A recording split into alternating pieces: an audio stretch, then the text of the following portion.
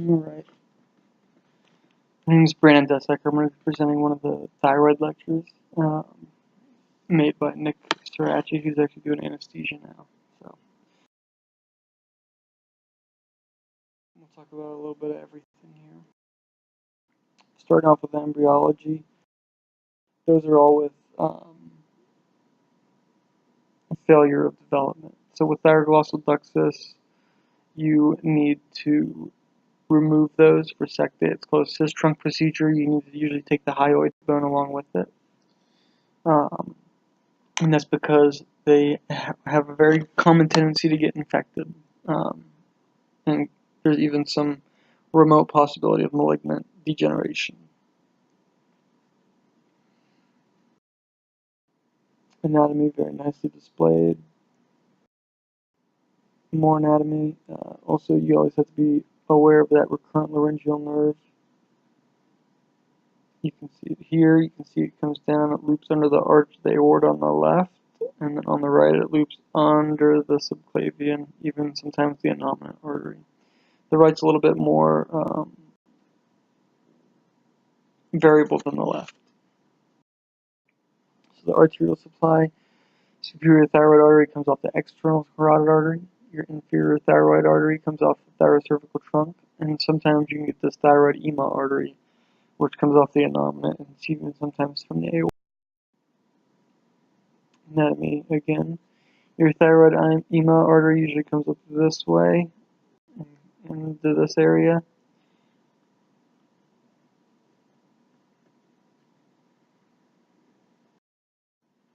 Recurrent laryngeal nerve, like we were talking about, it ascends from the side of the trachea, kind of in that tracheoesophageal groove.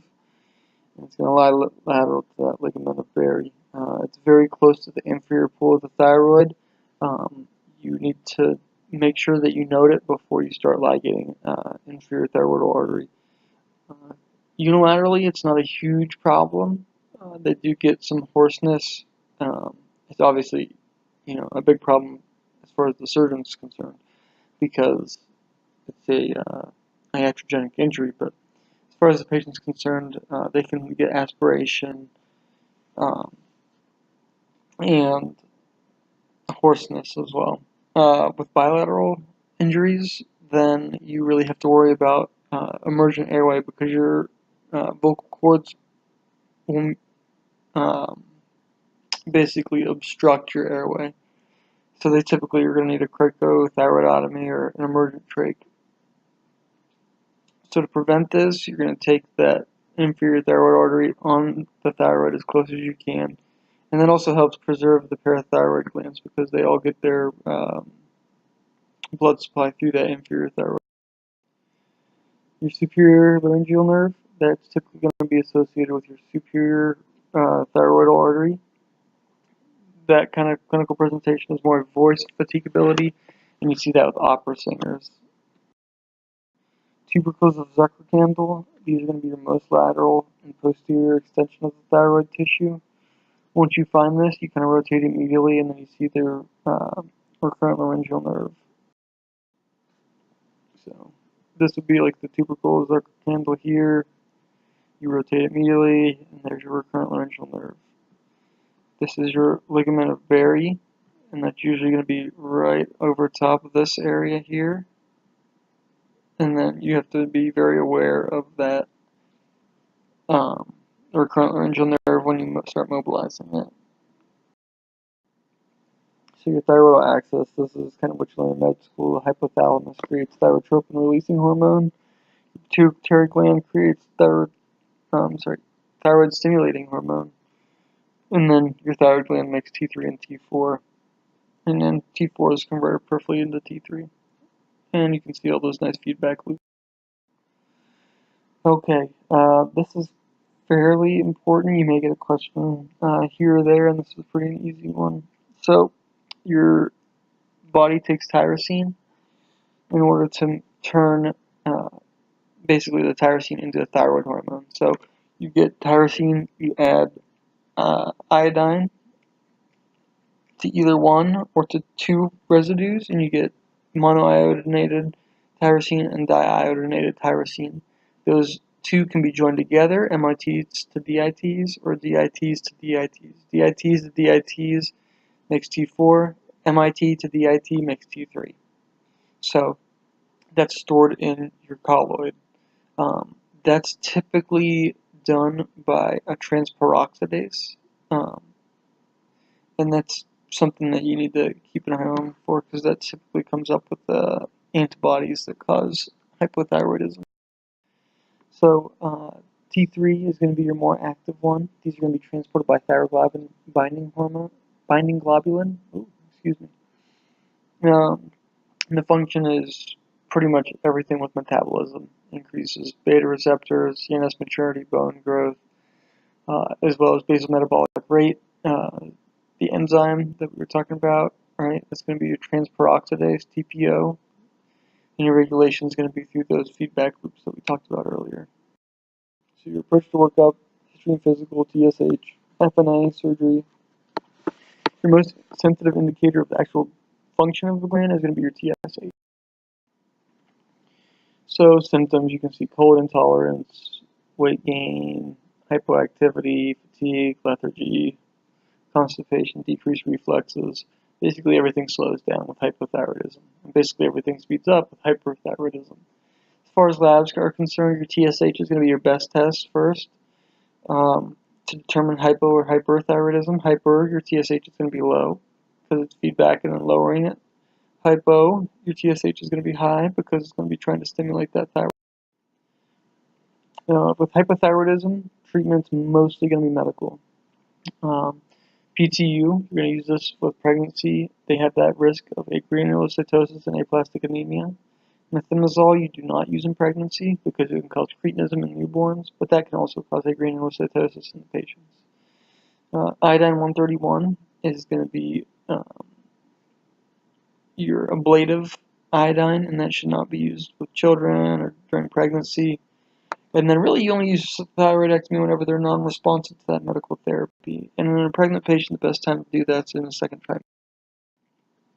Subacute thyroiditis is that V-Quare veins thyroiditis. It's typically going to be secondary to a viral infection. They get a very tender, painful thyroid.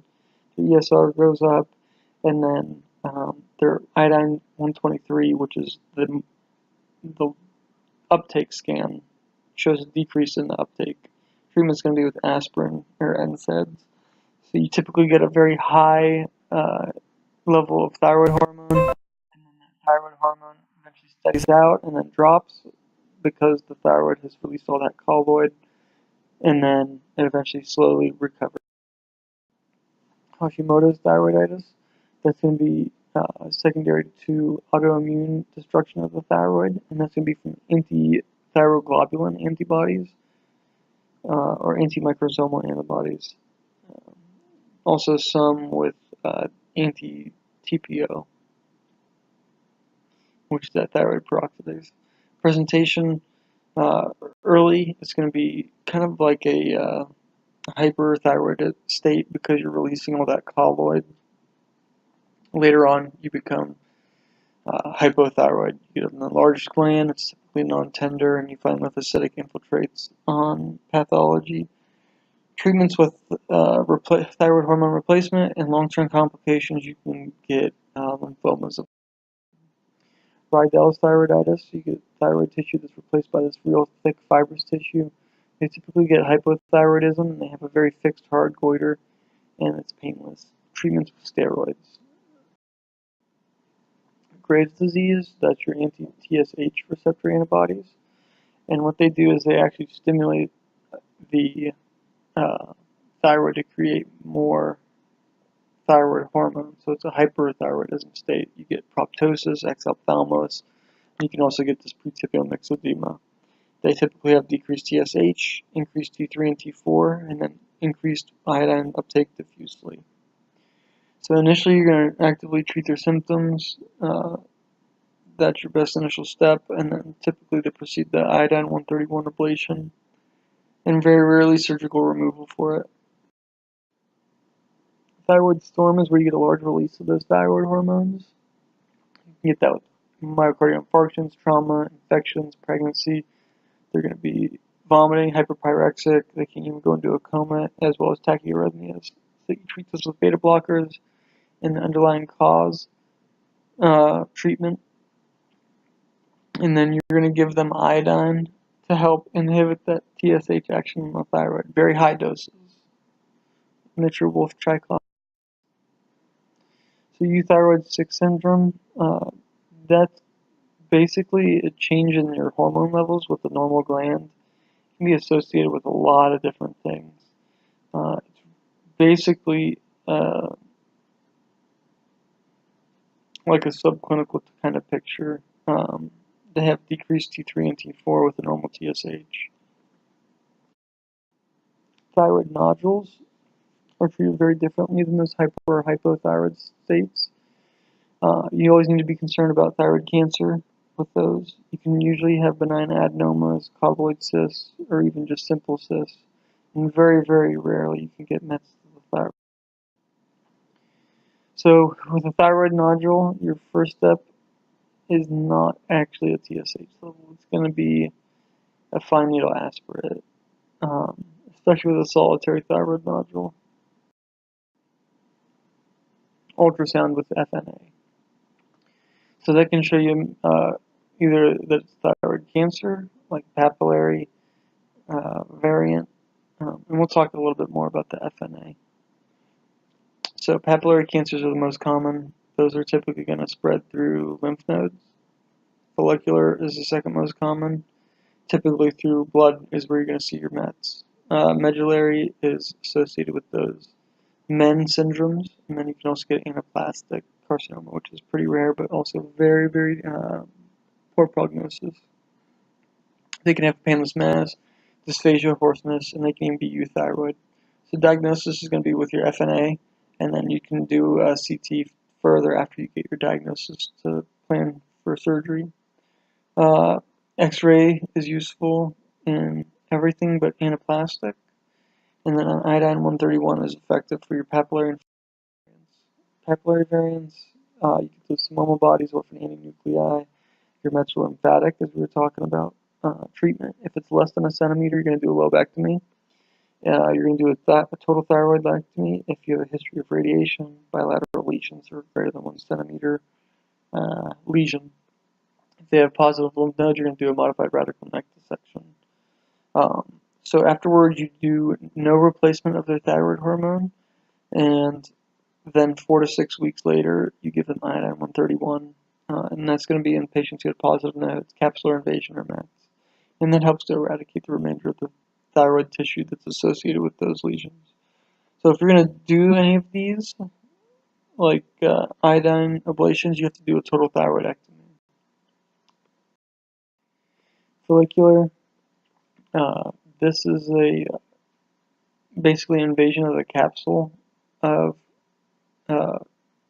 thyroid follicle tissue, and that's going to be a reason to actually do a lobectomy if you have something that's smaller than a centimeter.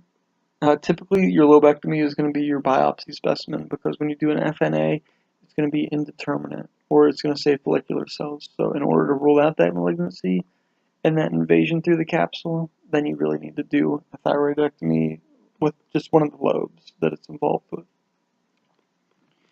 So if you do have follicular carcinoma, then you need to do a total thyroidectomy, especially if it's greater than 1 centimeter. You're going to do a modified radical neck with positive lymph nodes, and then if you have greater than 1 centimeter extrathyroidal extension, then that's when you're going to do that ablation again. Medullary is associated with your men. You need to look for calcitonin on these patients, and that's going to be from your C cells. This is typically where this cancer originates from. You can get lymphatic and local mets. Treatment's going to be a total thyroidectomy and central lymph node dissection. And then you also need to look for hyperparathyroidism and PO with that MEN type situation. And in order to monitor for recurrence, you're going to look for calcitonin levels. That's going to be a very easily tested question, the calcitonin portion there. Anaplastic, it's basically degeneration of the thyroid tissue into this embryologic type tissue that's malignant. It's very poor prognosis, very aggressive. Typically, the treatment's going to be palliative. Your parathyroids are going to be obviously around your thyroids. Now, they're not always necessarily behind it in those nice spots. They can really be anywhere in the neck. Talk about brachial pouches. These are going to be basically remnant tissue of those branchial pouches, and it's always kind of important to note where they're going to be around. I won't spend too much time on these. Treatment for those brachial pouches is going to be excision, and that's because they get infected. As far as inferior parathyroids, they're the most variable, supplied by the inferior thyroid artery. Like we said, it supplies both. Hyperparathyroidism, reasons to do surgery would be a calcium level above 13, decreased creatinine clearance, which would be renal involvement, kidney stones, or even osteoporosis. So treatment for adenoma is a resection that's an isolated parathyroid that has an adenoma in it. Hyperplasia is associated with 4 glands, are all going to be abnormal. You're going to resect 3.5 and reimplant 1/2 of one. Parathyroid carcinoma, you do a radical parathyroidectomy, very, very, very rare. You can also do intraoperative frozen sections or intraoperative PTH to confirm that you got the actual gland associated with the abnormality. If you're missing a gland, you can check the thymus, around the carotids, the vertebral bodies, superior pharynx, and even in the thyroid. You can do a sesame B scan prior to operating to get a better idea of where these are going to be, as well as which one's involved. Parathyroid axis, I'm not going to spend a whole lot of time on this. It's pretty extensive. PTH increases vitamin D absorption through the gut, and vitamin D activation through the kidney.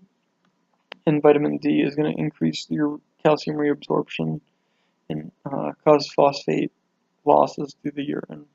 So basically the main effect through all of this is you get increased calcium and no change in your actual phosphorus levels. You just get increased release through the kidneys, but you get increased absorption through the gut. As far as hormones are concerned, PTH is going to stimulate those osteoclasts, and it's going to inhibit those osteoblasts, so that's going to break down bones to increase that serum calcium. We already talked about the gut and the kidney for that.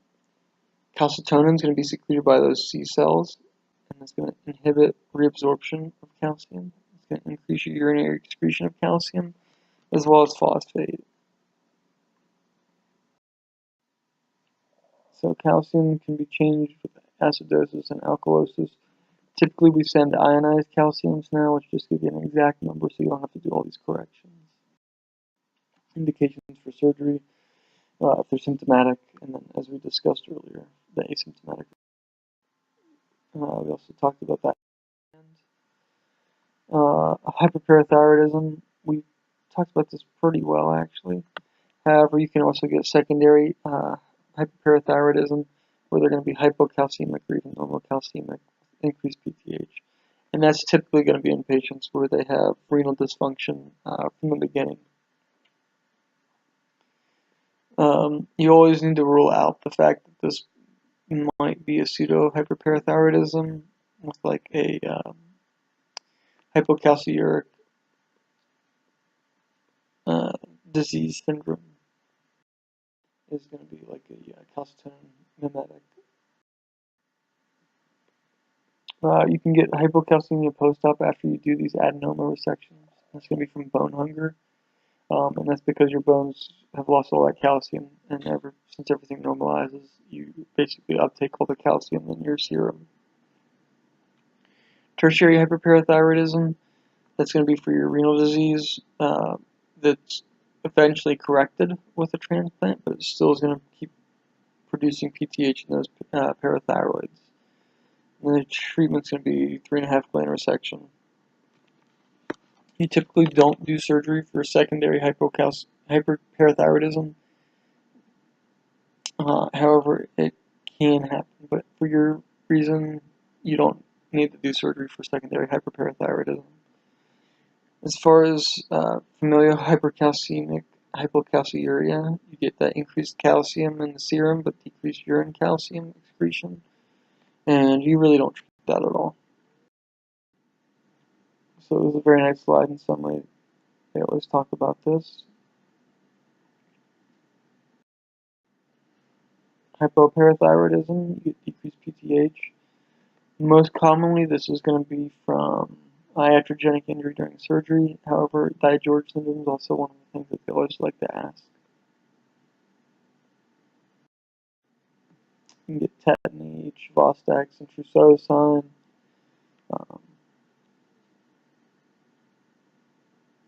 But it's pretty self-explanatory. And treatment's going to be with calcium replacement and vitamin D replacement. As far as men's concerned, men 1 are going to be your 3 Ps, parathyroid, hyperplasia, pancreatic islet cells, and pituitary adenomas. Men 2A is going to be your M and 2 Ps, parathyroid, Pheos, and medullary carcinoma. And then 2B is going to be your 2 M's and a P, so medullary, Pheo, and then mucosal neuroma. They sometimes can also have Marfan type syndrome as well. Move on to the questions.